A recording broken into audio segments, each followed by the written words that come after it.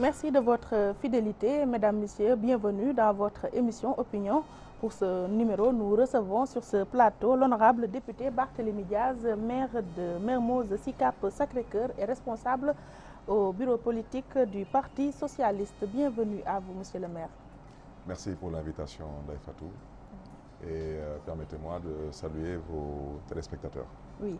Alors, merci d'avoir répondu à cette invitation. Pour briefer un peu nos auditeurs et téléspectateurs, Barthélémy Diaz, vous êtes bien sûr le maire de la SICAP Mermoz Sacré-Cœur, député à l'Assemblée nationale, membre du groupe parlementaire Benno Bokk Yakaar, membre du bureau politique de l'Assemblée et puis secrétaire national adjoint à la vie politique du Parti socialiste et membre du bureau politique du PS. A-t-on dit l'essentiel? Pour votre compte, bien sûr. Oui, c'est vrai que j'ai plusieurs casquettes, oui, c'est vrai. Oui. Je crois que ça colle à la réalité. Merci. À l'issue du référendum du 20 mars 2016, d'aucuns pensaient que les nuages allaient s'éclaircir sur la tête de nos chers socialistes. Toutefois, à l'orée de l'élection des hauts conseillers pour les collectivités territoriales prévues le 4 septembre prochain, on voit que le courant ne passe pas, surtout entre certains responsables au niveau du bureau politique du Parti socialiste qui sont même à Dakar. C'est quoi le problème? Mais il n'y a pas de problème de mon point de vue. Je crois qu'il y a un manque de volonté sincère de vouloir transcender certains clivages, de vouloir surtout discuter et non se disputer sur l'essentiel.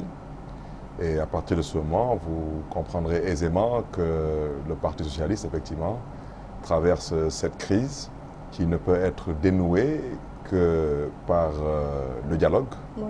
Que par l'échange et par les contradictions qui doivent être vidées. Dans le cas contraire, malheureusement, le Parti socialiste continuera à traverser cette situation. Oui.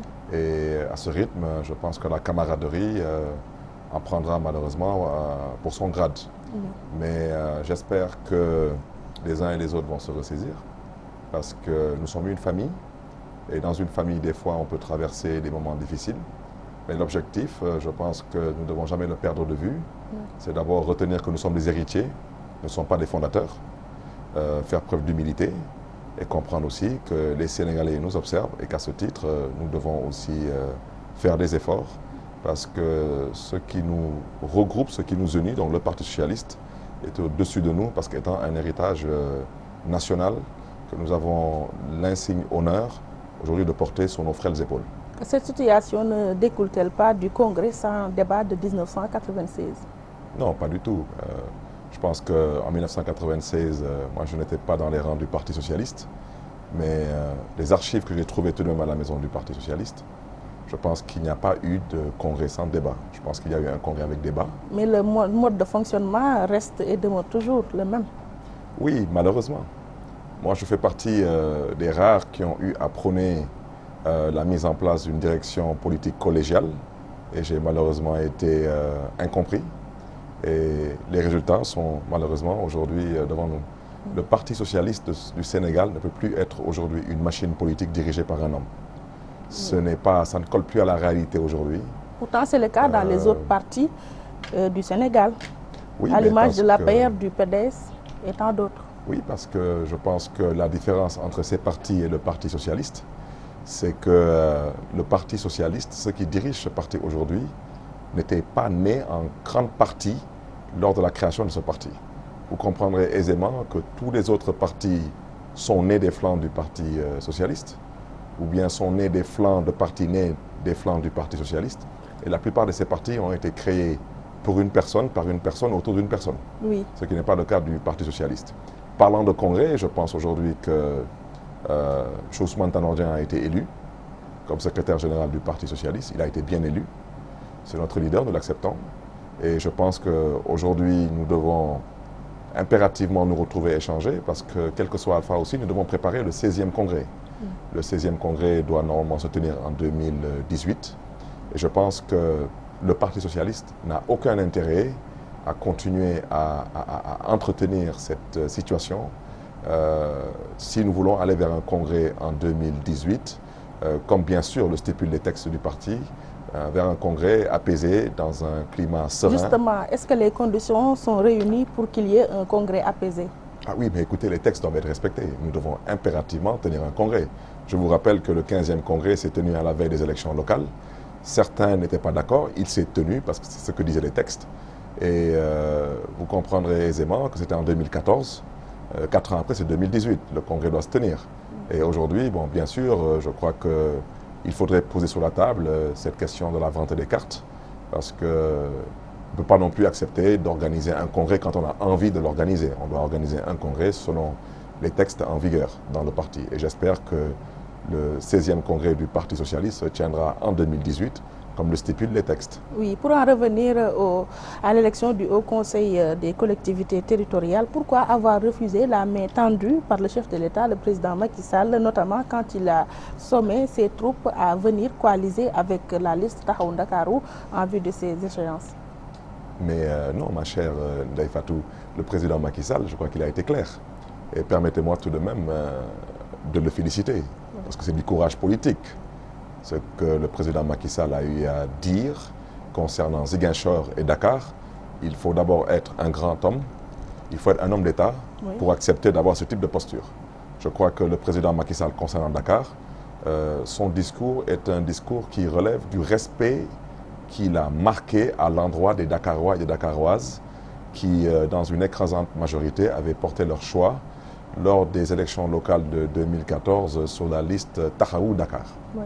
Et ça a été une victoire écrasante de Taxawu Dakar et le président Macky Sall, en démocrate, a considéré que les 3 sièges qui doivent revenir au département de Dakar doivent être laissés à la coalition Taxawu Dakar. Il a même demandé, et il a été clair en disant que ni son parti, ni un membre de son parti politique ne participera à une liste ou ne mettra en place une liste pour compétir contre Taxawu Dakar qui représente aujourd'hui les intérêts des populations de Dakar. Et qu'est-ce qui justifie la présence de l'autre liste dirigée par la coalition Benno Bokk Yakaar?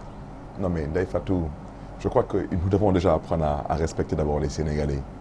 Vous comprenez? C'est comme si aujourd'hui on veut parler de Walfadjri et dire qu'il n'y a pas Sidi Lamine Niasse. Ce n'est pas possible. Quand on parle de Benno Bokk Yakaar, il n'y a pas de Benno Bokk Yakaar sans l'APR. L'APR est la locomotive de Benno Bokk Yakaar. Donc ceux qui disent aujourd'hui qu'ils sont Benno Bokk Yakaar, d'abord, ils se moquent des Dakarois parce qu'il n'y a pas de Benno Bokk Yakaar.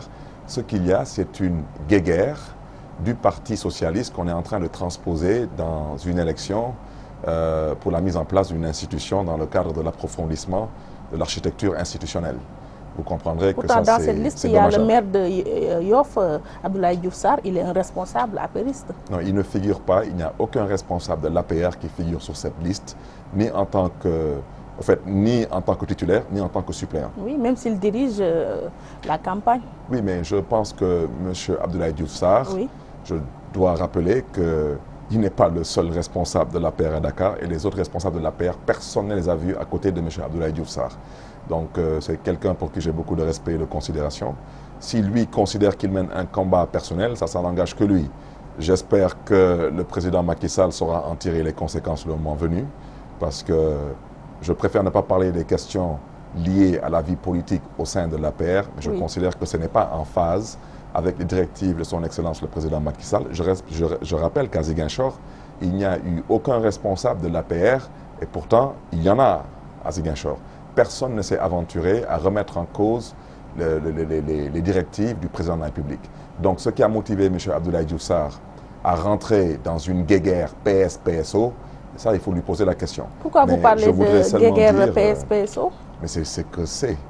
Vous comprendrez aisément que les PS aujourd'hui qui ont pris l'initiative sur eux de porter cette liste en usurpant du nom de Benno Bokk Yakaar, vous comprendrez aisément qu'ils n'ont ni la carrure, ni le cran, ni la personnalité de pouvoir faire ce qu'ils ont fait sans la bénédiction de la direction du Parti socialiste. Vous voulez parler de la démarcation du maire de Dakar Plateau, Alioune Ndoye? Non, vous savez, pour ce qui concerne Alioune Ndoye, je le dis toujours, Alioune Ndoye c'est un ami pour moi, c'est un grand frère. Il y a 2 personnes au sein du Parti socialiste à Dakar, tout le monde connaît les relations qui me lient à ces personnes. C'est Alioune Ndoye et Jean-Baptiste Diouf qui est un oncle pour moi. Ce sont des amis, ce sont des frères. Nous avons des points de vue divergents, Oui. Mais il reste pour moi des amis, des frères, des camarades de parti.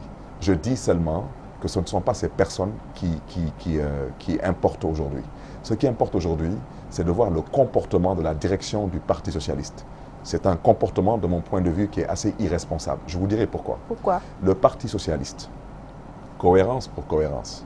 Mon grand frère, Alioune Ndoye, a eu à dire ici que lors du référendum, il a voté pour le oui. Parce que la direction du Parti socialiste avait donné les directives pour voter pour le oui. Oui.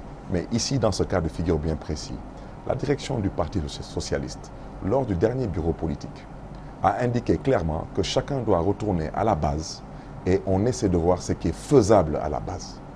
Mais tout de même, la base à Dakar, elle est dirigée par un homme qui s'appelle Khalifa Sall, qui a été installé par le 15e congrès. Donc vous comprendrez aisément que pour que certains responsables qui appartiennent au département de Dakar se permettent de défier ouvertement le département de Dakar, je n'ai pas besoin de vous faire un dessin, nous ne sommes tout de même pas des enfants de cœur.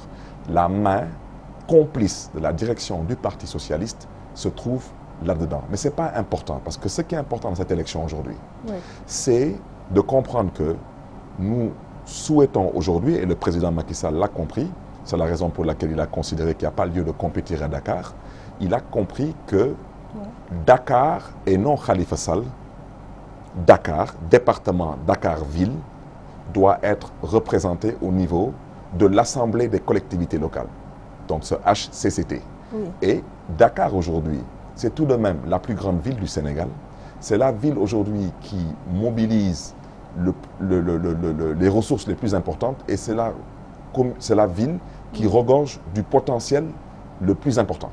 Donc c'est aujourd'hui, à la limite, aujourd'hui, oui, ça coule de source que Dakar soit représenté au niveau de ce Haut Conseil pour défendre ses intérêts. Et vous avez tous suivi ce qui s'est passé aujourd'hui depuis 2014. On a suivi l'emprunt obligataire, on a suivi aujourd'hui le problème sur les ordures, on a suivi d'autres problèmes auxquels Dakar est confronté ou pour les raisons politiciennes ou pour les raisons partisanes. Donc Dakar doit être représenté. Et je rappelle que ce Haut Conseil... Mais lui, c'est le maire de Dakar Plateau, le centre-ville même.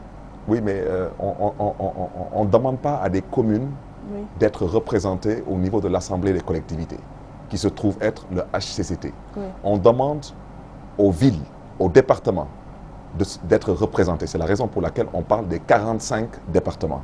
On ne parle pas des 538 collectivités locales.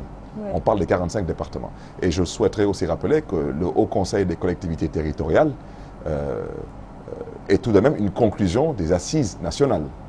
Vous comprendrez que donc cela regorge d'une importance capitale pour nous, de voir la mise en place de ce Haut Conseil des collectivités territoriales. Oui. Et vous verrez que Dakar, de par les profils qu'on envoie au niveau du Haut Conseil et au niveau de la campagne qui va se dérouler pendant une semaine, vous verrez que nous avons aussi bien des profils, mais nous avons aussi un programme. Oui, donc on dit que ce Haut Conseil est dénué de son sens dans la réforme constitutionnelle. Ce n'est pas le texte proposé par les réformes, la commission des réformes.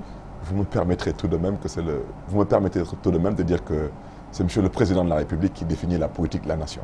Donc ceux qui ne sont pas d'accord n'ont qu'à attendre d'être élus pour pouvoir changer les choses. Pour l'instant, c'est le président Macky Sall qui a été élu, est bien élu, donc c'est tout à fait normal qu'il fasse les choses à l'image, oui, de la vision qu'il a pour le pays. Oui, toujours dans ce cadre, derrière ce bras de fer avec le président Macky Sall, il y a aussi un acte de défiance posé à l'égard d'Ousmane Tanor Dieng. Est-ce à dire que ces désirs ne sont plus des ordres chez vous, Khalifa, Bamba et consorts?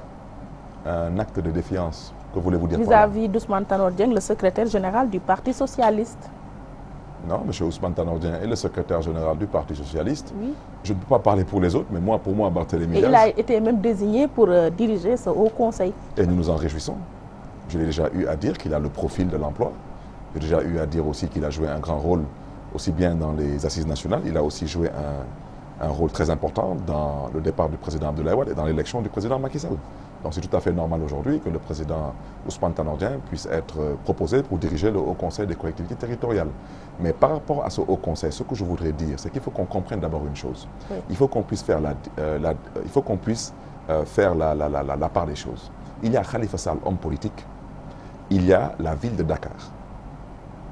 Beaucoup de gens parlent ici et veulent entretenir une certaine confusion. La ville de Dakar souhaite aujourd'hui être représentée au niveau du Haut Conseil des collectivités territoriales parce qu'il y aura le dialogue des territoires. Nous partons pour défendre les intérêts de notre ville, pour pouvoir apporter notre pierre à l'édifice de la nation.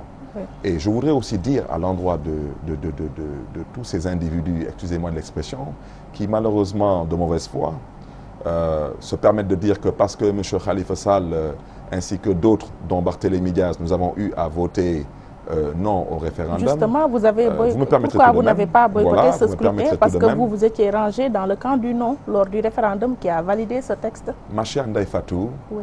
Taxawu Dakar n'a jamais voté non au référendum. C'est Barthélémy Diaz qui a dit non par rapport à ce qu'il a considéré comme étant du Wahwahet. De même que Khalifa Sall. C'est M. Khalifa Sall, homme politique, qui a voté non, citoyen qui a voté non, parce qu'il a considéré que la parole publique donnée doit être respectée. Ce n'est pas Taxawu Dakar. Et ça doit être clair. Aujourd'hui, c'est Taxawu Dakar qui a eu l'écrasante majorité des voix des Dakarois et des Dakaroises, et le président Macky Sall l'a compris et l'a respecté. C'est Taxawu Dakar aujourd'hui qui, à la limite, naturellement, doit aller représenter les intérêts de la ville de Dakar au niveau de l'Assemblée des collectivités territoriales. Je pense qu'il ne faut surtout pas entretenir une confusion. Cohérente? Mais je veux dire que ce n'est même pas une histoire de cohérence, c'est une histoire de logique. Vous comprendrez aisément qu'aujourd'hui, ce serait à la limite insulter la République que de dire que les Dakarois qui nous ont confié leur majorité, nous n'allons pas représenter ces Dakarois au niveau du Haut Conseil dans le cadre du dialogue des territoires. C'est un manque notoire de respect envers les populations dakaroises. Donc, Barthélémy Diaz a voté non au référendum. C'est Barthélémy Diaz, citoyen, homme politique, qui a considéré que le président Macky Sall, malheureusement, n'a pas respecté sa parole. C'est M. Khalifa Sall, homme politique, citoyen, qui a considéré qu'il devait voter non parce qu'il a considéré que dans ce référendum, quelque chose clochait. Mais vous comprendrez aisément que la coalition Taxawu Dakar n'a jamais appelé à voter non au référendum, n'a jamais battu campagne pour un oui ou pour un non. Parce qu'il faut savoir faire la part des choses entre le référendum et cette élection du Haut Conseil des collectivités territoriales. Et à ce titre, vous me permettrez tout de même de lancer un appel à tous les conseils de Dakar, à peu près 1 millier, qu'ils soient de Taxawu Dakar. Avant de lancer un appel, au soir du 4 septembre je souhaiterais, avec votre permission, leur demander tout de même de respecter le choix de Dakarois. Alors qu'on est dans la pré-campagne, vraiment. Non, ce n'est pas une histoire de pré-campagne. Si, la campagne démarre le 27, n'est-ce pas? Mais si vous le voulez, d'une façon ou d'une autre, je souhaiterais vous dire que... Les textes du CNRA nous interdisent... Bon, allez-y, je vous le concède. D'ouvrir nos antennes aux potentiels candidats. Je vous le concède. Au soir du 4 septembre prochain, est-ce que vous vous attendez à un revers, comme ce fut le cas lors du référendum? À un revers? Oui. Ben alors, je vais vous surprendre. Eh bien, si la liste Taxawu Dakar ne passe pas, c'est qu'effectivement, la corruption a de beaux jours devant elle au Sénégal. Comment? Mais parce que ce sera l'achat de vote et de conscience, c'est tout. Je le rappelle, je dis que le président de la République est l'homme le plus informé de ce pays. Il sait qu'il n'y a même pas de compétition à Dakar. Je vous dis que sur à peu près 1 millier de conseils à Dakar, Taxawu Dakar, c'est 800 conseils. Vous pensez qu'il y a lieu de compétir? Il n'y a pas lieu de compétir. Maintenant, si vous voulez malheureusement prendre la pseudo-guéguerre socialiste et la transposer dans un débat républicain, ça malheureusement c'est la République qui passe par la fenêtre. D'accord. Avec la complicité de la régie, nous allons faire revivre à nos auditeurs et téléspectateurs les temps forts du dernier meeting de la coordination socialiste de Dakar.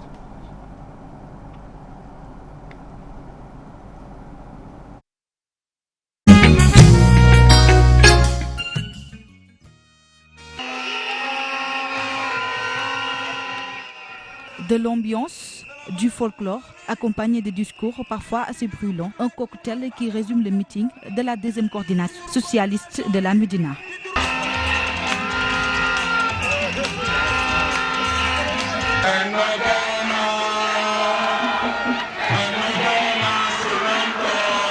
Ce samedi, c'était au tour du maire de la Médina de recevoir ses frères de parti et militants venus de tous bords. Aïssata Tall Sall, Barthélémy Diaz, Malick Noël Seck, tous ont manifesté leur volonté de voir le Parti socialiste se présenter aux prochaines échéances électorales. Khalifa day dem élection day nekk candidat day nekk président. Pour Khalifa Sall wax bu yàqu la parce que Khalifa n'est plus maître de lui-même. Il est maintenant à notre service et Inch'Allah, il ira très loin. On ira Inch'Allah à la reconquête du pouvoir. kenn waru ñëw boot nag boot ñu day jafe de bu ko kenn nangu. affaire bi dang koy ñamee. Il faut être courageux si on veut accéder au pouvoir. Sinon, c'est des incapables qui nous gouvernent. C'est à nous de lutter pour reprendre le pouvoir. nañ bokkati affaire bi pouvoir bi dellu seen loxo. Le retour de Malick Noël Seck, vivement apprécié par les militants du parti. xanaa Malick ñu laaj ko rek waa Malick loo indaale Malick.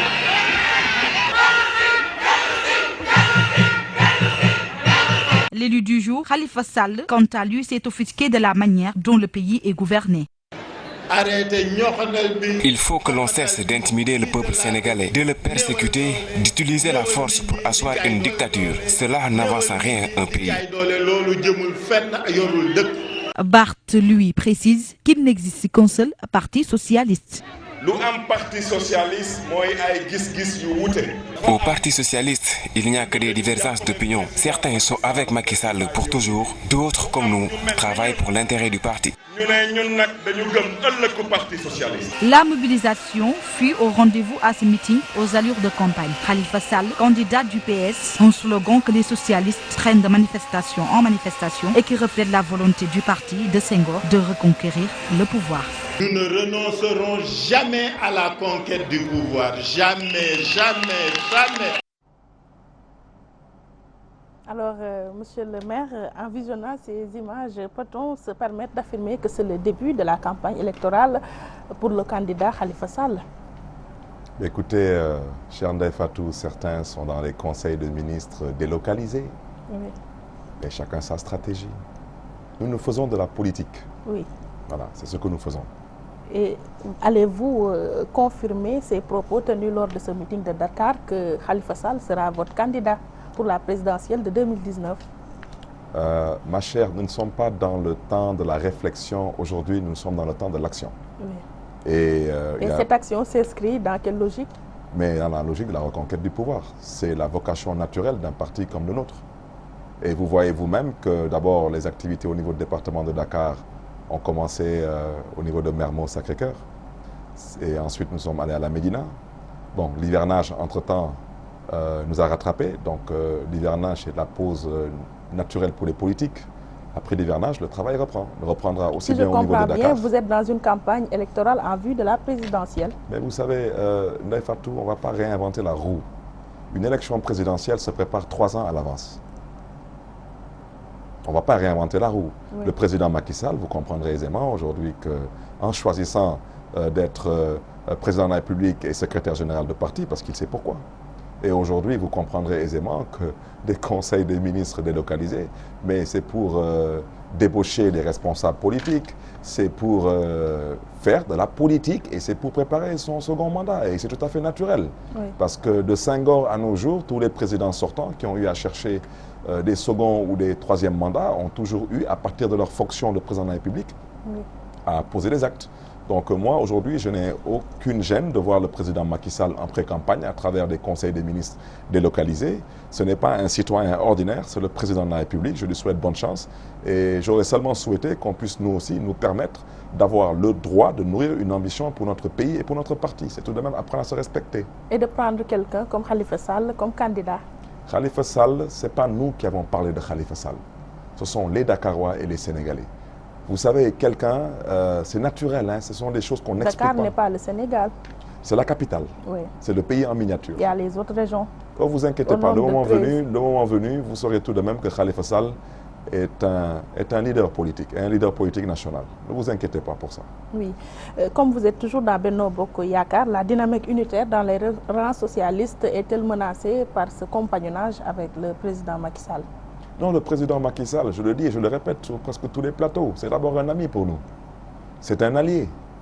Mais on n'est pas du même bord politique. Le président Macky Sall l'a dit haut et fort, c'est un libéral. Comment vous êtes dans une même coalition? Une coalition électorale. Il faut le préciser, c'était une coalition... Qui gouverne aussi? Électorale. La coalition ne gouverne pas. Et je vous rappelle que la Constitution du Sénégal, il n'y a aucun article qui donne le pouvoir à un parti politique ou à une coalition de gouverner. Le pays est dirigé par le président de la République. Et c'est lui qui définit la politique de la nation. Nous ne sommes pas dans l'opposition, c'est tout à fait compréhensible. Nous ne sommes pas non plus au pouvoir. Et je le répète, nous sommes dans une mouvance présidentielle. Les vainqueurs, ceux qui ont gagné, c'est l'APR. Et nous sommes leurs alliés. Qui gouvernent ensemble avec les socialistes. Non, s'il vous plaît. Vous savez, les mots ont un sens.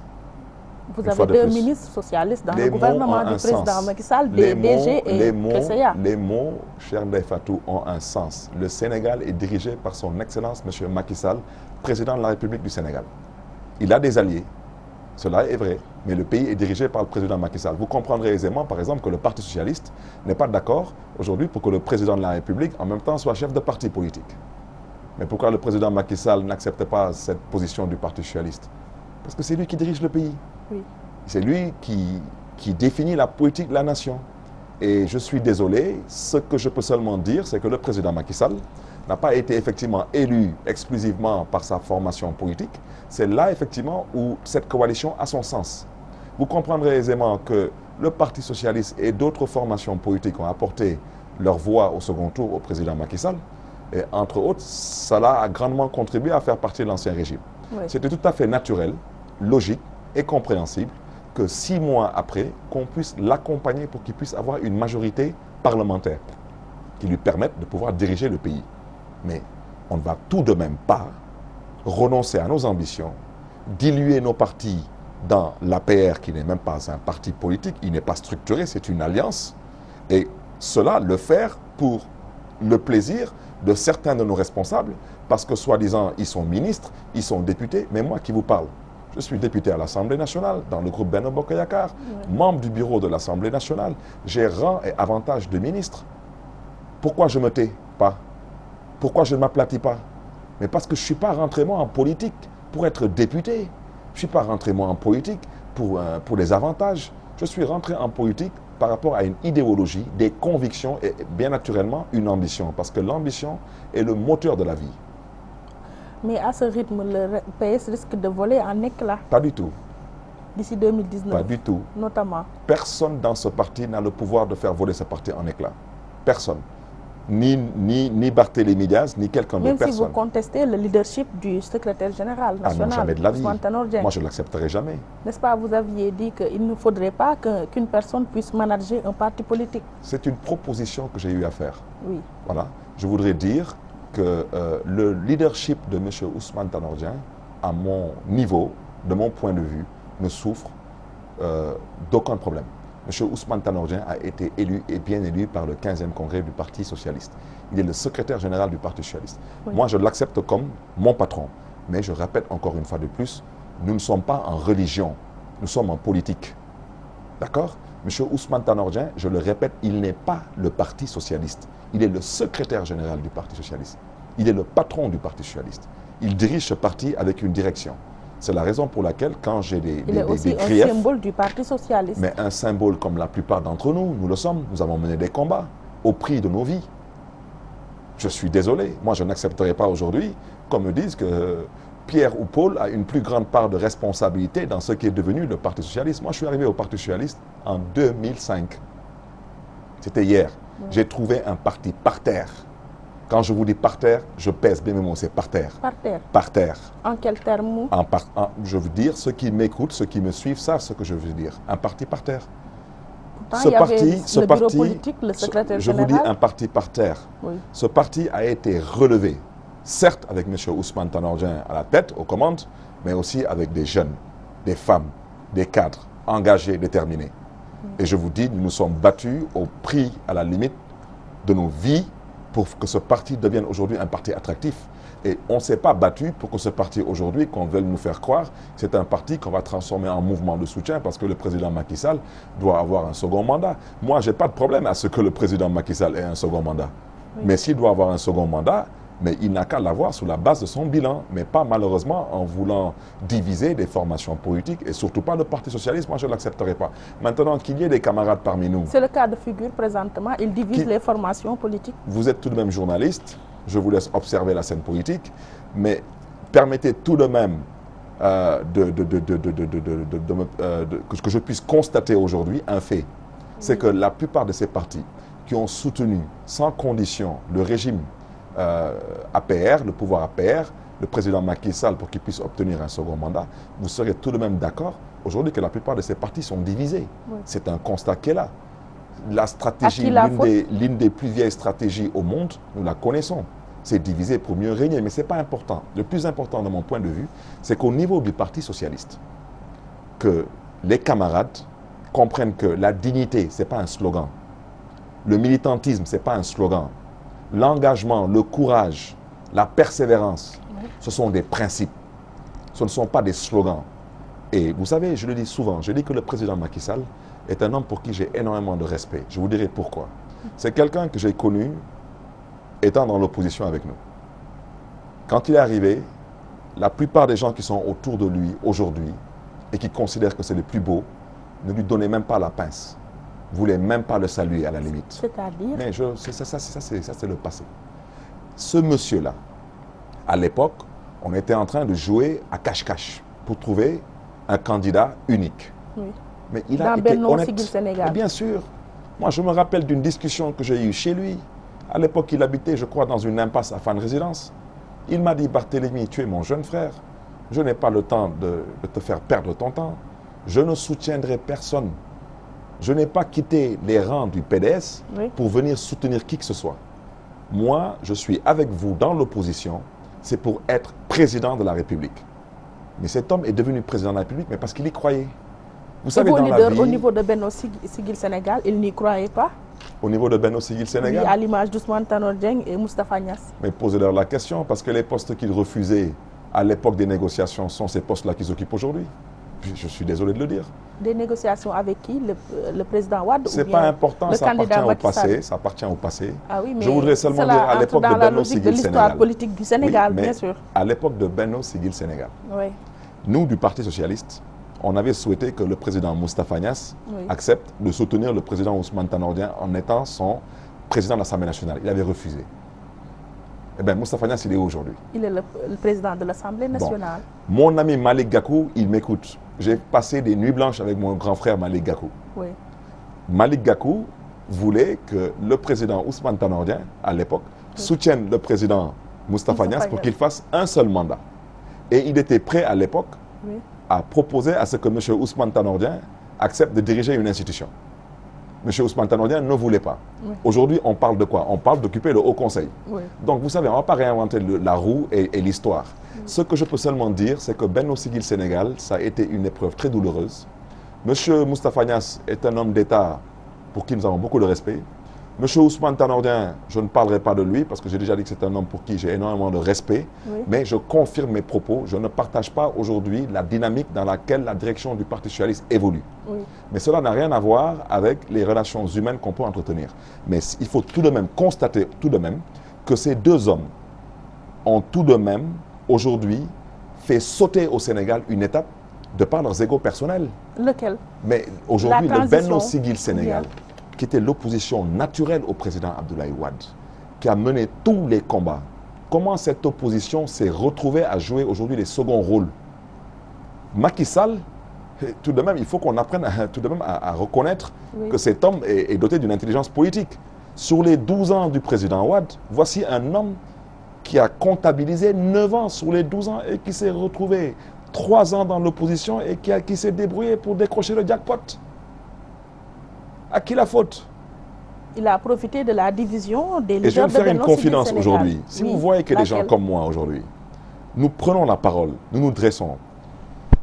Monsieur Ousmane Tanor Dieng, à l'époque des négociations dans le Benno Siggil Sénégal, il nous avait demandé de lui donner carte blanche, de lui faire confiance, que tout allait bien se passer.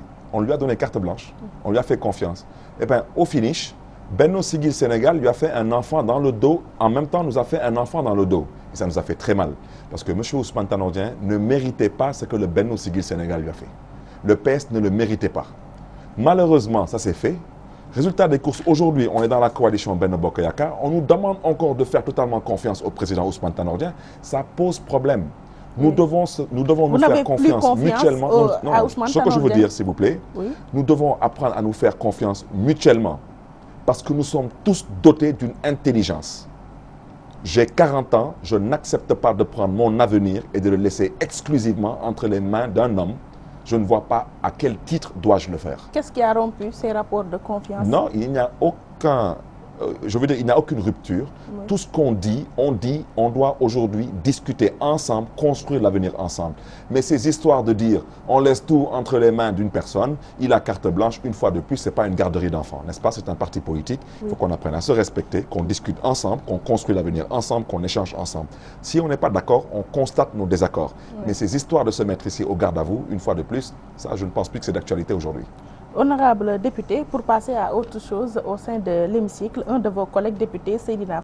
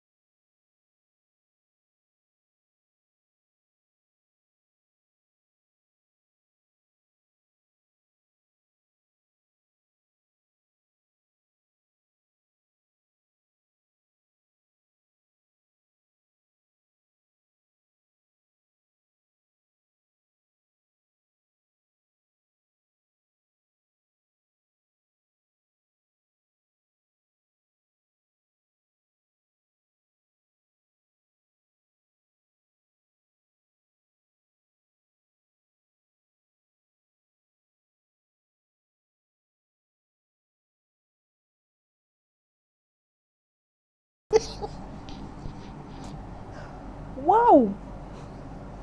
Je suis secrétaire élu à l'Assemblée nationale du Sénégal. Je lis la feuille de présence. Je n'ai jamais lu un nom Bougazeli ou Benghazi. Je n'ai jamais lu ça, moi. Je ne connais pas ce monsieur. Waouh! Je vais mourir, moi. Pourquoi? Qui xaw nga ko ray di? Mais xaw ma ko.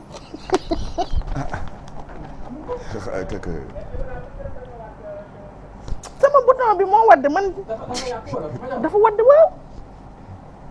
Bizarrement. Ah? So dafa wadd. Je comprends même pas. Te bu ubbeekoo sama biir bi di feeñ ni ma ko bañee. Tamit monsieur Mbacké du ci am benn problème. ah fu mu nekk nii xel bàyyil xel rek ci monsieur Mbacké bul xalaat ci gars yi rek. moom gars yi moom fàtte leen moom. léegi Bart waaw Seydina Fall moom ah. waaw bouton bi dafa dañ nu ma koy defee.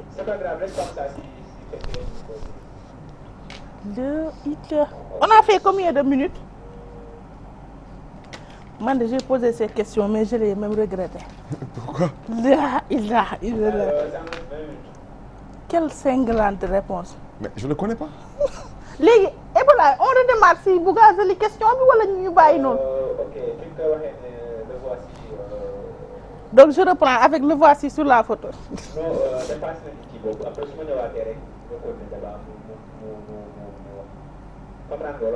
Non non. Nan laa koy introduire. waaw. Donc ñu continuer le débat. Kon yow yaay continuer monsieur le maire. Mais à part tes rires, je pense qu'il faut, parce que tout de même, je crois que... li nga ko wax nii kay. Ouais, mais il faut le mettre parce que moi je connais pas ce monsieur. Il peut pas utiliser mon nom. waaw léegi damay ñëwaat ci il le voici sur la photo. D'accord. Ak nga ñëwaat ci liste de présence ak il est dans quelle ville. Oui. Dans quel parti ak yooyu noonu li. C'est... Alors le voici sur la photo comme ça, c'est un collègue député. Ouais. Bon, je m'excuse de le dire, mais je pense que utiliser mon nom pour se faire un nom, ça pose problème. Et j'ai déjà aussi indiqué que je suis secrétaire élu à l'Assemblée nationale. Oui. Donc je lis la feuille de présence. Ouais.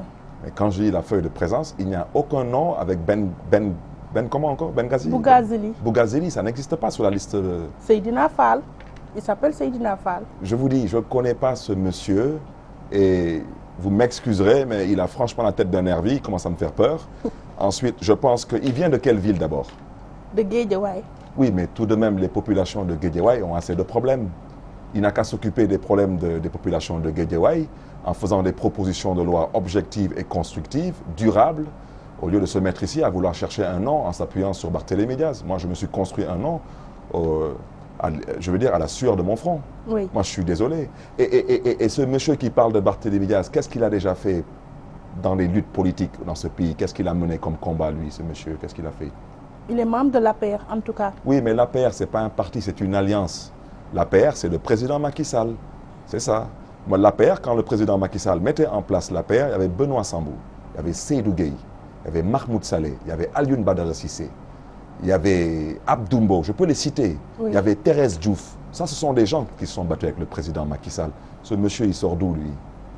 Franchement, je pense que... En tout cas, c'est un collègue député, il est à l'Assemblée nationale. Ben, alors, s'il est à l'Assemblée nationale, il a besoin de venir à l'Assemblée nationale avec des propositions de loi allant dans le sens d'améliorer le quotidien des populations.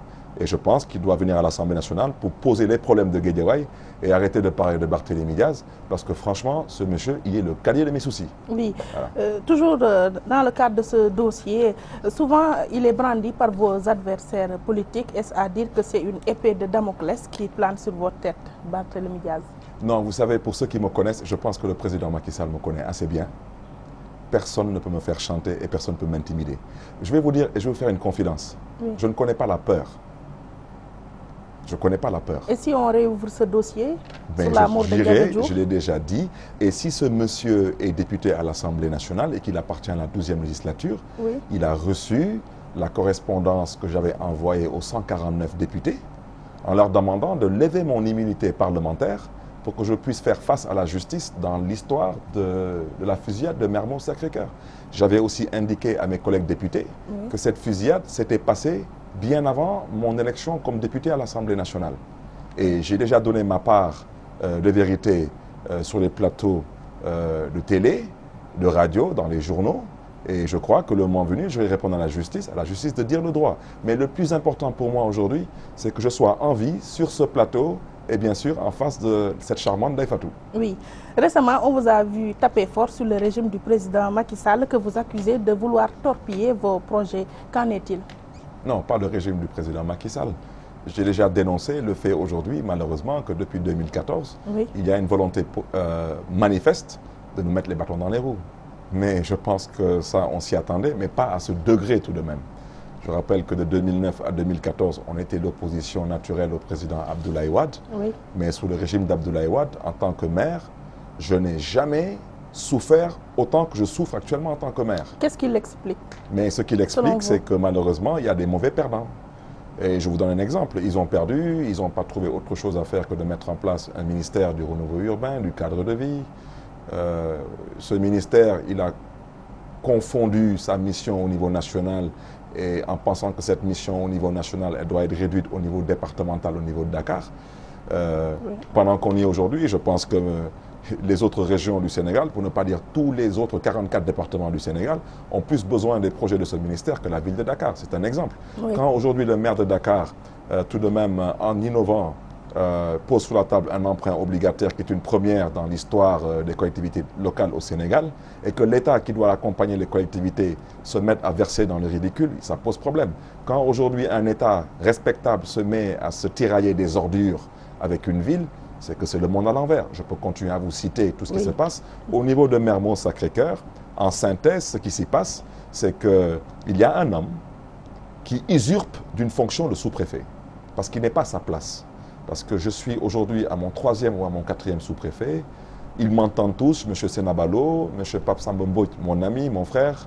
Ce sont des gens avec qui j'ai eu d'excellents rapports. L'actuel Dagat, qui est au ministère de l'Intérieur, qui fut le préfet de Dakar, M. Sakho. Ce sont tous des hommes, tout de même, qui ont toujours été animés de la courtoisie républicaine. Mais quand vous avez des gens, d'abord qui devaient être à la retraite depuis Matizalem, qui ont été recyclés comme des déchets dans la fonction publique, pour s'agripper à des postes de sous-préfet, et qui se mettent ici à confondre pommes de terre et Angleterre en pensant qu'ils ont une relation hiérarchique avec les maires que nous sommes, il y a un problème. Et c'est la raison pour laquelle, en tapant sur la table, j'ai souhaité que le sous-préfet sache qu'il doit rester à sa place de sous-préfet. Oui. Voilà. Sur ce, on va parler des couacs liés à la mise en œuvre de l'acte 3 de la décentralisation. À ce sujet, quels commentaires vous inspirent ces 20 mois d'arriérés de location que le conseil départemental de Rufisque traîne? Mais avec lesquels vous comprendrez aisément que cette situation, vous la retrouverez sur presque l'ensemble des collectivités territoriales. L'acte 3, aujourd'hui, il faut avoir l'honnêteté intellectuelle de reconnaître que c'est un échec. Et dès les premières heures, quand on commence à taper sur la table, le ministre de l'époque a voulu trouver un subterfuge en nous disant que c'est la phase 1 de l'acte 3. En commission à l'Assemblée nationale, lors du vote de ce projet de loi en plénière, l'expression phase 1 et phase 2 n'a jamais été sortie de la bouche d'un quelconque responsable. Une fois que cette loi a été votée, qu'on a réalisé effectivement que les choses ont été mal faites, et là maintenant on a voulu endormir les populations en parlant de phase 1 et phase 2. Il n'y aura jamais de phase 2. Jamais. Voilà. Alors, depuis quelques jours, on assiste à des lances de pique par voie de presse entre deux premiers ministres du président Macky Sall, en l'occurrence Abdoul Mbaye et Mohamed Boun Abdallah Dionne, surtout pour le pétrole et gaz sénégalais. Lequel entre les deux vous convainc le plus? Mais je pense que le Premier ministre, M. Abdoul Mbaye, tout de même, il a posé des questions. Et je crois qu'on doit pouvoir au moins lui répondre. On lui a répondu. Non, on ne lui a pas répondu, on a polémiqué avec lui. C'est différent. Et je souhaiterais dire tout de même qu'il y avait un gouvernement dirigé par M. John, que je salue au passage, qui avait pris un engagement, c'était de venir devant l'Assemblée nationale, périodiquement, pour, chaque mois, pour s'adresser à la nation. Ben, vous comprendrez aisément que c'était encore du tape à l'œil. Parce qu'aujourd'hui, je pense que si cet exercice était vraiment un exercice républicain qu'on souhaiterait inscrire dans l'agenda du gouvernement, ben je pense que M. Abdoul Mbaye n'aurait pas besoin de poser ces questions. C'était aux députés de le faire. Mais malheureusement, quand les députés confondent l'Assemblée nationale et les sièges de leur parti politique, ça pose problème. M. Abdoul Mbaye est d'abord un citoyen sénégalais, premièrement. Ensuite, il fut dans ce pays. De parti. Il fut dans ce pays un premier ministre, c'est pas n'importe quoi. Et il est tout de même secrétaire général d'un parti politique. Il a le droit de poser des questions. Il n'est pas à l'Assemblée nationale. Il a posé des questions. Et je considère que ces questions sont pertinentes et recevables. Il doit être en mesure de pouvoir recevoir des réponses. C'est élémentaire dans une république qui se respecte. On aurait pu le répondre par le canal politique, du parti politique. On aurait pu lui répondre par le canal de la coalition. Oui, c'est le premier on aurait pu aujourd'hui lui... Mais un gouvernement, tout de même, a un porte-parole ou pas? Ça sert à quoi de porter la parole d'un gouvernement? Ce n'est pas n'importe qui vous a posé la question, c'est le président d'un parti politique. ancien Premier ministre, qui tout de même vous a posé des questions dans une période où tout de même il était là aux commandes avec vous. Des choses l'ont échappé. Il vous pose des questions, mais répondez à ces questions, c'est pas compliqué. On lui a donné rendez-vous à la date du 16 octobre. Qu'est-ce qui va se passer le 16 octobre?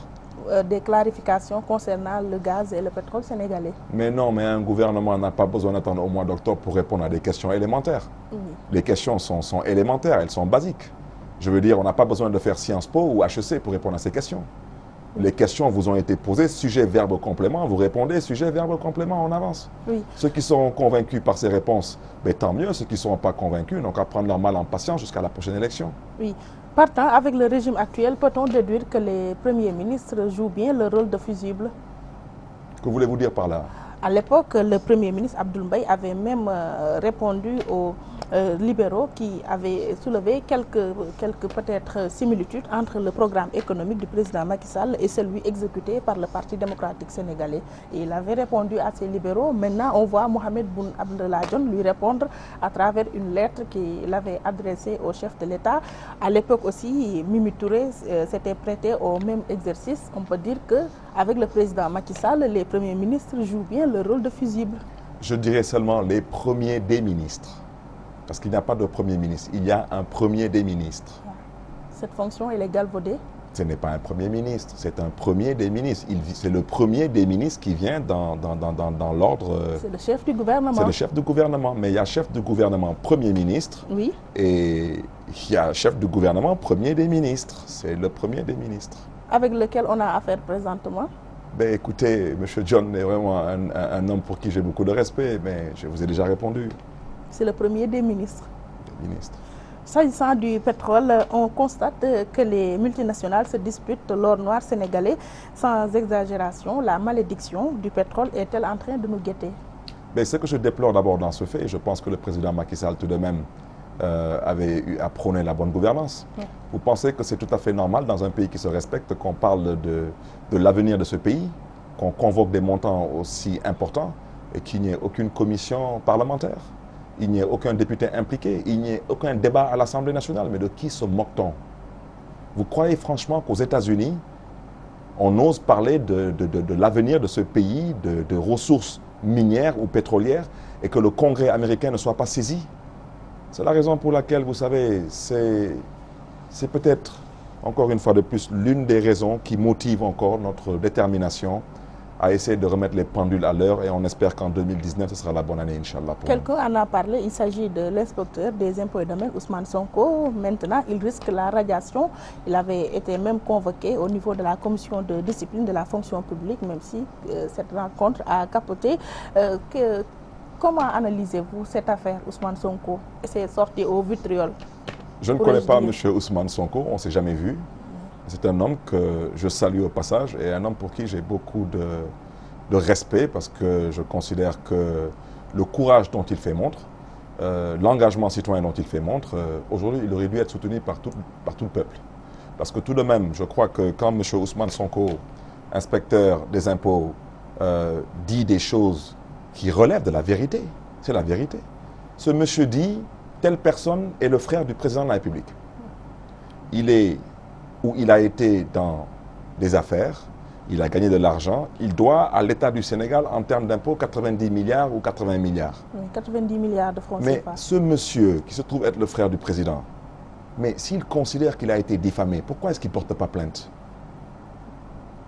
Et s'il considère qu'il n'est pas diffamé, mais qu'en tant que responsable dans ce pays, ou autorité, il doit apporter la réplique, pourquoi il ne prend pas le micro et qu'il infirme les propos de M. Sonko, qui dit rien consent? Alors, c'est pour cette raison qu'on va le radier de la fonction publique. Tout ce que je peux lui dire, oui, c'est qu'il n'a qu'à prendre son chapelet et croire en Dieu. L'actuel ministre des Finances était un fonctionnaire du ministère des Finances. L'actuel ministre de l'Intérieur était un fonctionnaire du ministère des Finances. Ben, même si on leur a dit, il n'y a pas de problème, il reviendra par la grande porte, Inch'Allah. Oui. Et l'affaire Aïda Ndiongue, une affaire judiciaire quand même, qui a été traitée au niveau suprême par la Cour suprême, mais ce verdict a été contesté par l'ADA, mais aussi par ses conseils, avec la confiscation notamment de tous ces biens qui, d'après le garde des Sceaux, seront destinés à la construction d'hôpitaux, d'infrastructures hydrauliques. Moi, j'ai un petit problème. Lequel? Madame Aïda Ndiongue est née en quelle année? Elle a commencé à travailler en quelle année? Jusqu'en 2000, tout de même, cette femme avait une vie. Elle parle de 30 ans de vie dans les affaires. Mais apprenons tout de même à respecter les gens. Vous savez, les règlements de compte sont des choses à éviter. Et je ne connais pas Madame Aïda Ndiongue. Oui. Je crois qu'on avait suivi un épisode où la caisse de dépôt et de consignation avait confisqué ses biens, dont ses bijoux. Mais où sont ces bijoux?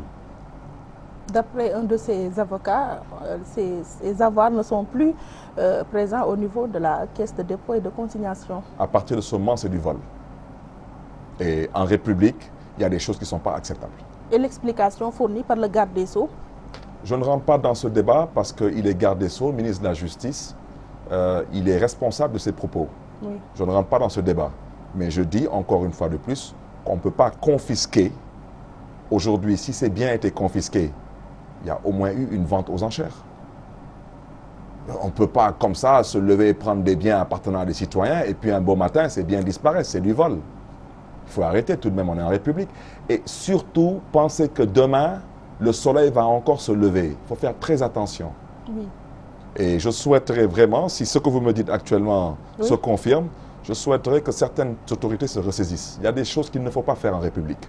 Il faut qu'on apprenne à se respecter parce que nous sommes une nation de paix. Madame Aïda Ndiongue n'est pas une Chinoise, ce n'est pas une extraterrestre, c'est une Sénégalaise. Oui. C'est tout de même une mère de famille. Il faut apprendre à respecter les gens. La traque des biens mal acquis peut-elle justifier ce genre d'agissement de la part de l'État? C'est-à-dire confisquer tous les biens d'une personne? La traque des biens mal acquis? Oui. Vous savez, allez poser la question aux Sénégalais. Si c'était une traque ou un règlement de compte, est-ce qu'on se pose des questions? Oui. Ces traques, on était tous d'accord pour la traque. Ça donnait quoi? Que Karim Wade en prison. Qu'est-ce que Karim? Aujourd'hui, vous pensez qu'il y a un seul Sénégalais qui soit avec Karim ou contre Karim, qui peut croire franchement que cette traque était sincère? Moi, ce que je considère aujourd'hui, et pourtant Dieu seul sait que le Parti démocratique sénégalais, le PDS, n'était pas ma tasse de thé. Mais je considère tout de même qu'il y a eu un acharnement sur la personne de Karim Wade. Ça, c'est ma conviction personnelle. C'est vous, Barthélémy Dias, mais qui parce le que dites je l'ai après constaté tout le avec combat tous les que Sénégalais. Vous avez mené contre le régime de Wade. Vous savez, je vais vous dire une chose, ma chère Ndeye Fatou. Oui. J'ai horreur de l'injustice. Horreur de l'injustice. Je ne suis pas du même bord politique que le président Macky Sall, mais j'assume l'amitié que j'ai pour le président Macky Sall. Karim Wade, nous ne sommes pas du même bord politique. Je l'ai toujours dit, je le répète, c'est mon grand frère.